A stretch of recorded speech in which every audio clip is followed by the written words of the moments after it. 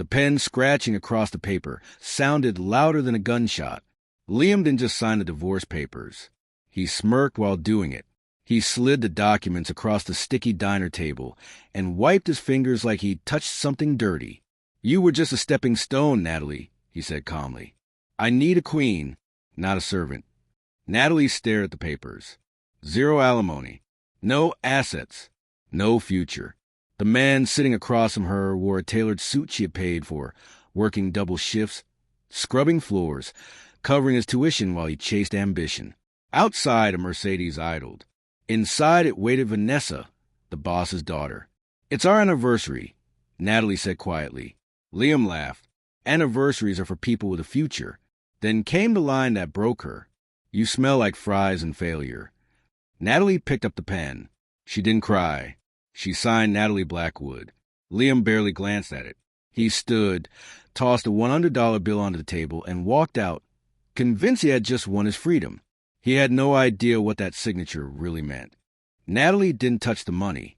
Instead, she stood, untied her apron, and let it fall to the floor. "I need to make a phone call," she said.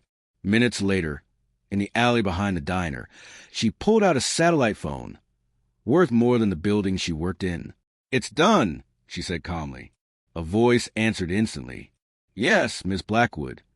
She exhaled. "He mocked me. Publicly. Shall we acquire his firm?" "Not yet," Natalie replied. "I want him higher first." 10 minutes later, a Rolls-Royce stopped in the alley. The waitress disappeared. The heir returned. As the car door closed, Natalie looked back at the diner one last time. "Burn the apron," she said, "and give the building to the manager." 3 months later, Liam was celebrating the fastest rise of his life. He had no idea who had built the ladder beneath him. Liam's firm received news that changed everything. The Blackwood Group, a secret billionaire empire, was scouting legal partners. The CEO herself would host a private gala in New York. Her name? Natalie Blackwood. Liam laughed. "Funny, that was my ex-wife's name." The gala was held at the Met. When Natalie descended the staircase, the room went silent. Emeralds. Power. Control. Liam didn't recognize her. He saw status. Prestige. Opportunity. He approached her confidently. She looked at him like a stranger, and then she smiled. "Schedule a private meeting," she said. Liam walked away convinced he'd won again. He had just stepped into a trap that had been 3 years in the making. The Blackwood boardroom felt like a courtroom. Natalie didn't sit. She judged. "Tell me why you left your wife," she asked. Liam didn't hesitate. She was a waitress. A bad investment. Natalie slid the divorce papers across the table. "Read the signature." Liam frowned, then froze. He looked up and finally saw her. "Nat?" She nodded. "I paid your tuition, your rent, your career." He stumbled backward.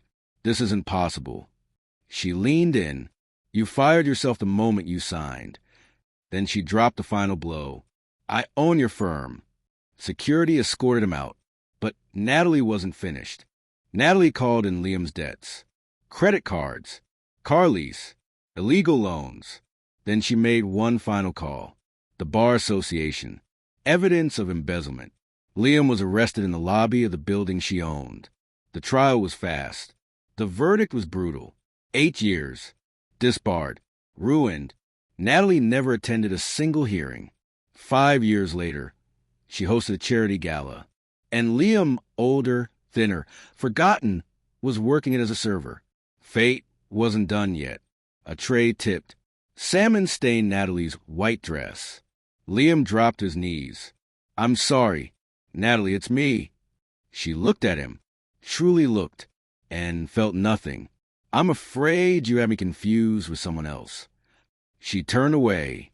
Moments later, a $100 bill was pressed into his hand. The same insult.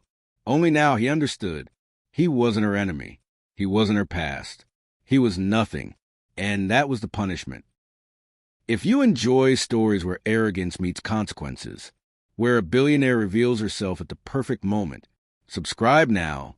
We upload daily billionaire revenge and downfall stories.